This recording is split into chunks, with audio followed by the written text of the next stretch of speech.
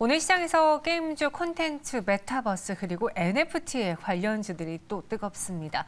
메타버스에 이어서 NFT 시장까지 우리가 공부를 해봐야 되는데 벌써 발빠른 분들은 이미 매수하셨고 관련해서 수익을 또 내고 계시겠죠. 무엇인지 NFT에 대한 이야기, 또 이 시장이 어디까지 확장될 수 있는지, 종목은 무엇이 있는지 저희는 투자 관점에서 바라보도록 하겠습니다. D&W 파트너스 송동현 대표와 함께 할게요. 어서 오세요. 네, 안녕하십니까? 네, 안녕하세요.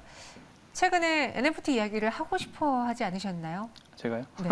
관심은 이제 많았는데 네. 또 어떻게 이렇게 시장이 좋을 때 또 하필 이 섹터를 맡게 돼서 좀 좋게 생각합니다. 네. 공부를 그래서 열심히 해오셨다고 들었습니다. NFT가 도대체 무엇인지 오늘 저희는 뭐 미술품하고 또 연관돼서 이야기해 볼 텐데 이게 뭐 엔터 그리고 여러 가지 창작물에 다 적용될 수 있는 거잖아요. 제가 블록체인을 공부한 지가 2016년? 5년도부터 굉장히 좀 관심을 가지고 공부를 했었고 실제 코인 투자도 많이 했었어요, 제가.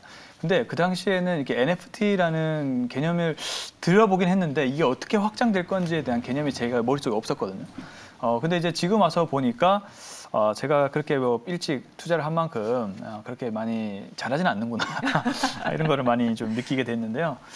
이 NFT가 요즘에 굉장히 핫하게 떠오르고 있습니다. 바로 이제 게임주와 이제 연계가 되면서 즉 이제 뭔가 활동을 하면서 내가 돈을 벌 수 있다 이런 개념이거든요. 이제 그러다 보니까 게임 업계들이 새로운 먹거리처럼 이 토큰을 활용해서 게임과 접목해서 이렇게 다양하게 무한 확장을 하고 있는 개념인데요.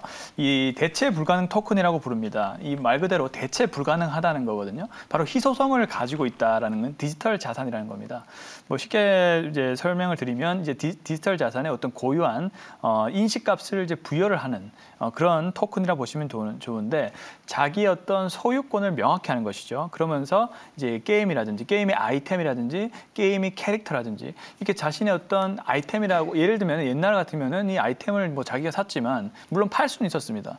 그렇지만은 자신의 어떤 소유권이라고 명확하게 지정된 그런 상황은 없었거든요. 뭐 캐릭터라든지 이런 부분들을 이제는 NFT 토큰을 활용해서 자산 소유화를 할 수 있다는 것이죠. 그러다 보니까 굉장히 희소성이 높아지고 또 수익 참여자들이 굉장히 많아지게 되는 그런 결과를 맞이를 하게 된 건데요. 게임도 중요하지만 이 예술품 분야에서도 굉장히 큰 두각을 나타내고 있습니다. 특히 이제 미술품 시장에서는 이 NFT 토큰을 활용해서 굉장히 활발하게 경매 시장이라든지 판매가 이루어지고 거래가 이루어지고 있는 상황이고요. 또 하나의 또 재밌는 부분들은 바로 이 모든 유저들이 자신만이 소유한 어떤 굿즈라든지 아니면은 뭐 자신만의 어떤 창작품이라든지 이런 부분까지도 NFT 거래소를 통해서 거래를 마음껏 할 수 있다는 겁니다. 이 MZ 세대는 이런 부분에 어떤 가치가 있는 부분에 대해서는 과감 없이 투자를 하는 그런 경향을 보이고 있기 때문에 또 신세대다 보니까 온라인 거래가 이런 부분들이 굉장히 익숙하죠. 그러다 보니까 이 시장 자체가 거의 무한하게 확장이 되고 있는 그런 모습들을 보여주고 있는 것인데요. 자세한 얘기는 또 뒤에 가서 제가 해드리겠고 또 부동산이라든지 이런 부분까지도 이제 기존 자산을 토큰화 고유값을 인식시켜서 디지털 토큰화를 되고 있다. 이런 개념으로 보시면 좋을 것 같습니다. 토큰, 대체 불가능한 토큰이라고 했는데 사실 비트코인, 이 가상화폐의 경우에도 위변조가 불가능하다. 네. 이런 장점으로 시장에 대두됐었잖아요. 그렇죠. 최근에 비트코인 가격이 다시 한번 사상 최고치를 경신했었는데 근데 뭐 이 디지털 자산 시장 전반이 거품이라는 논란도 항상 끊이지 않게 나오고 있습니다. 각국 세계 정부들의 경우에는 가상화폐를 인정하지 않고 자신들의 이제 국가적인 차원에서의 디지털 화폐를 만들기를 또 추진하고 있잖아요. 그렇죠. 근데 그런 부분 때문에 이제 비트코인 가격이 한때 크게 하락을 하기도 했습니다. 바로 중국의 특히 규제 때문인데요. 네. 이제 중국 같은 경우는 워낙 이제 규제가 심한 이제 시장이다 보니까 특히 이제 비트코인에 대한 거래 자체를 이제 허용하지 않는다라는 그런 부분이 나오면서 가격이 급락하는 그런 모습을 보이고 있습니다. 보였기도 했는데, 근데 문제는 이 비트코인의 거래라는 것이 중국만 거래를 하는 게 아니죠. 전 세계적으로 거래가 되고 있기 때문에 또 어떤 국가들은 또 비트코인을 실제 교환 화폐로 채택을 하기도 하죠.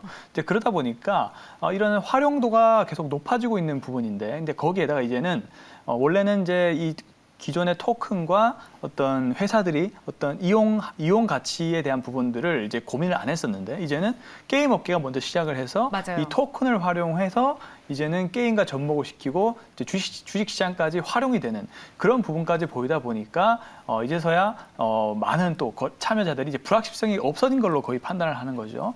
그렇게 되다 보니까 거래가 굉장히 급격하게 쏠리는 그런 모습들을 보여주면서 또 활용도가 높은 이 NFT 토큰부터 주목을 현재 받고 있는 상황이다라고 좀 볼 수가 있겠습니다. 물론 그 전부터 이제 비트코인이나 이더리움 같은 메인 코인들은 굉장히 큰 상승세를 보이기도 했는데 어쨌든 이 NFT 코인에 대한 활용도는 저는 이제 그 초기 개화 시장 정도다라고 저는 판단을 하고 있고 앞으로 이제 많은 분들이 아직 잘 몰라요.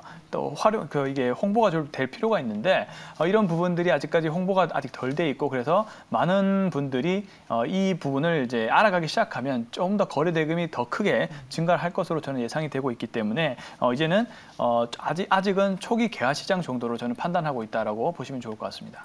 말씀하신 것처럼 우리가 딱 이 일상생활에 와닿지 않으면 그게 뭐래? 하면서 관심은 갖되 실제로 투자하거나 그 시장에 뛰어들기는 어렵습니다. 아마 코인도 그래서 그게 무슨 코인인데 가상화폐가 뭔데 머나먼 이야기를 했다가 실제로 이 코인으로 돈을 버는 걸 보고 코인으로 뭔가 거래가 이루어지는 걸 보고 나서 이제야 체감하신 분들이 그렇죠. 많아지셨잖아요. 네. 그러다 보니 같이 가격도 올라가고 수익 내신 분도 많았는데 이 NFT가 가진 경쟁력을 통해서 다양한 곳에 접목될 수 있다고 하셨는데 이게 어느 분야에 접목될 수 있는가? 앞서 이야기한 뭐 게임도 있고 미술품에도 접목이 되죠? 그렇죠. 뭐 일단은 예술 작품 쪽에 일단은 많이 활용이 되는 것 같아요. 일단은 이제 예술품 거래라는 것은 물론 실물 거래가 많이 이루어지는 편인데 그래도 이제 MZ 세대는 온라인 거래라든지 이런 부분들에서 굉장히 익숙하기 때문에 이 NFT 토큰을 활용하면은 뭐 작성자라든지 작성 시간 이런 개인적인 그런 기록을 통해서 보관을 할 수가 있거든요. 이런 부분을 통해서 미술품도 사실 이제 그 미술품을 직접 보러 가지 않고 온라인을 통해서만 일단 볼 수도 있고 이런 간편성 때문에 이 미술품 작품에 대한 또 희소성 이런 부분들이 가치가 커지면서 예술품 쪽에 가장 그런 적용도가 높아지고 있는 그런 상황으로 저는 이제 보여지고 있습니다. 그래서 이제 복제라든지 이런 부분에 우려가 있어도 이제는 이제 디지털 토큰화가 됐기 때문에 복제가 있어도 유일한 디지털 아트 영수증으로 현재 활용이 되고 있는 현재 상황이고요.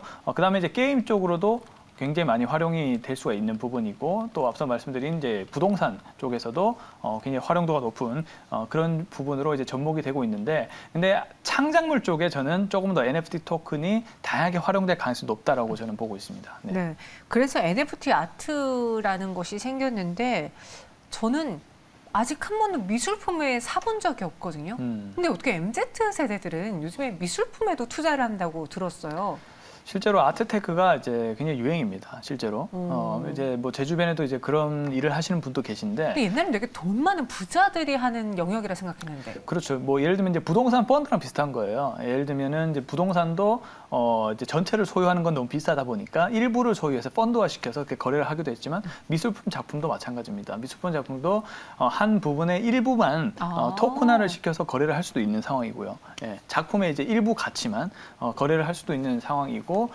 또 그리고 이제 미술품에 대한 관심도가 일단은 제가 봤을 때는 MZ 세대가 훨씬 높아진 것 같습니다. 그냥 또 어떤 부분은 이 미술품이 돈이 된다 이런 인식도 있는 것 같고요.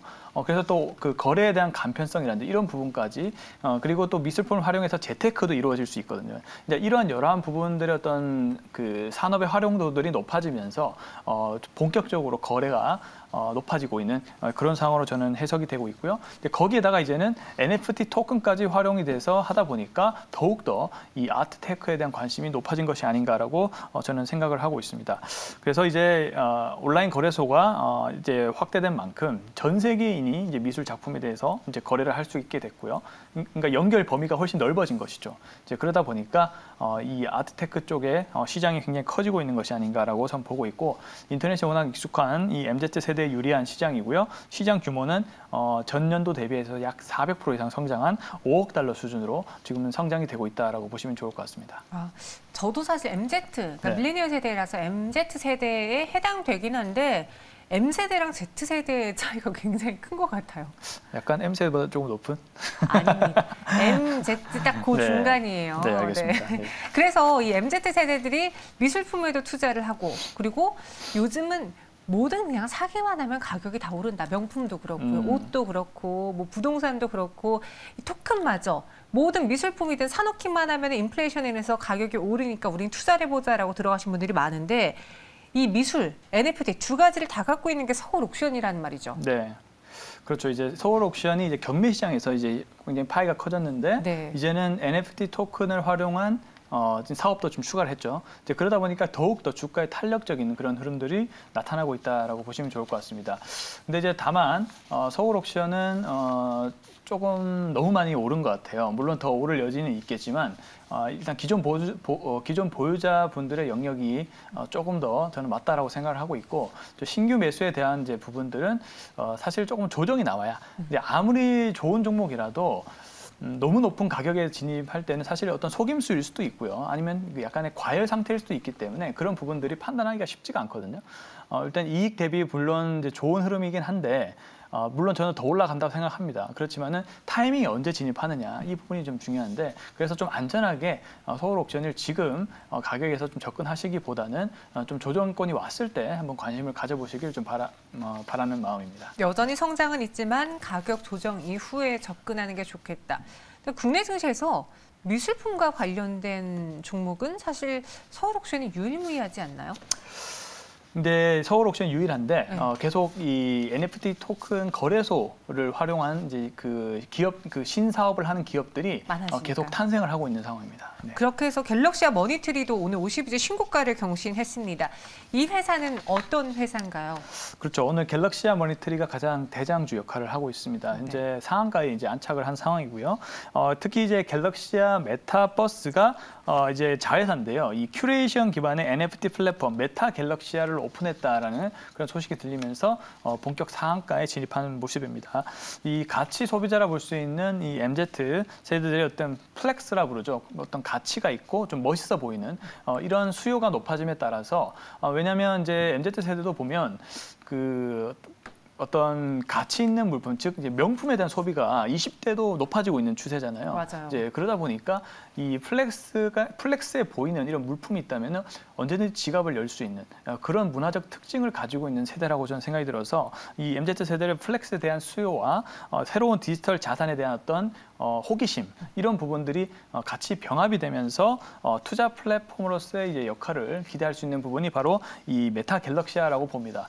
그래서 이 메타 갤럭시아의 앞으로의 어떤 성장성에 기대감에 임해서 상한가에 들어갔다라고 생각을 하고 있고 앞으로 이런 미술품을 활용한 이 NFT 토큰에 대한 거래소 시장이라든지 아니면 뭐 부동산, 게임 이런 다양한 역할을 할 수 있는 이 가상자산 산업들이 저는 연이어 이어질 수 있다고 생각하니까 이 추가적인 사업이 있을 수 있는 기업들의 관심을 좀 가져보자라는 생각을 가지고 있습니다. 네. 플렉스 한다고 이야기해 주셨는데 제가 중고등학교 학생 때는 뭐 로드샵, 에뛰드, 더 페이스샵, 네. 이니스프리 이런 화장품 선물 받아 되게 기분 좋았는데 요즘 학생들은 그런 선물 받으면은 왜 맥이 아니에요? 바비 브라운이 아니에요.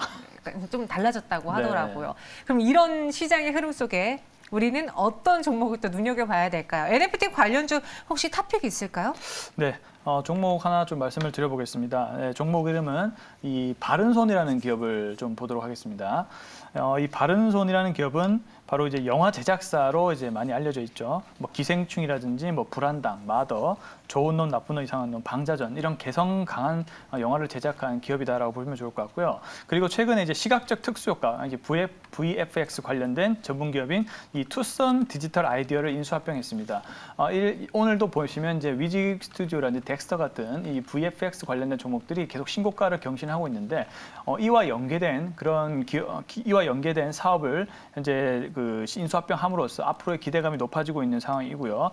이 투썸 디지털 아이디어는 1998년도부터 VFX 사업을 선도해온 기업이기 때문에 바른손과의 어떤 합병에 대한 부분들이 굉장히 기대가 된다라고 저는 생각을 하고 있습니다.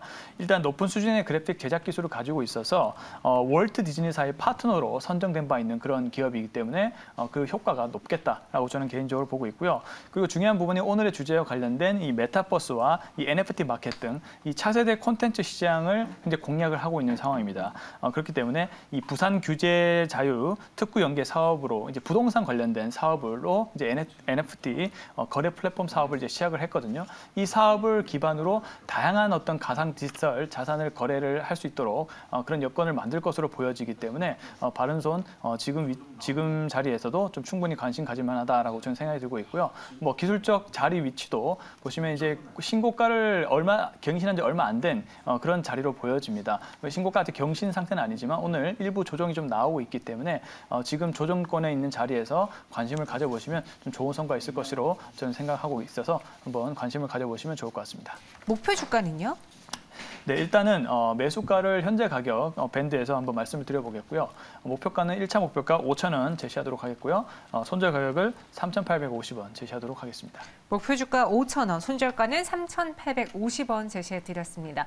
NFT 내에서의 최대 또 탑픽 종목 바른손으로 마무리해보겠고요. 송도현 대표 여기서 인사드리겠습니다. 오늘 말씀 고맙습니다. 네, 감사합니다.